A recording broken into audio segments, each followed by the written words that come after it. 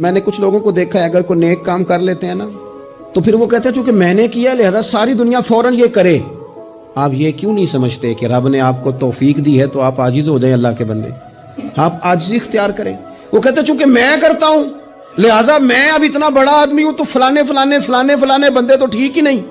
حضرت سعدی شیرازی کہتے ہیں کہ تہجد کا ٹائم تھا. پرانے زمانے میں نا لوگ مسافر اکثر رات مسجدوں میں آ کے گزارتے تھے, تو کہتے ہیں مسجد میں لوگ سوئے ہوئے تھے سارے, تہجد کا ٹائم تھا, میں تہجد کی نماز پڑھ رہا تھا, میرے والد بھی ساتھ تھے, تو میں نے اپنے ابا جی سے کہا یہ دیکھو کتنے بد نصیب ہیں, نفلوں کا ٹائم ہے اور یہ سوئے ہوئے ہیں. تو فرماتے ہیں میرے والد کہنے لگے کاش تو بھی سویا ہی رہتا, لوگوں کے کپڑے تو نہ پھاڑتا. او خدا کے بندے اگر تو نے پڑھی ہے تو تیرا اور رب کا رشتہ ہے, اس کی بنیاد پر تو دوسروں کو حقیر جاننے لگ گیا. علم پڑھے دا مان نہ کریے ماتا کی میں پڑھیا, او جبار کہار کہاوے متے روڑ دے میں دودھ کڑیا.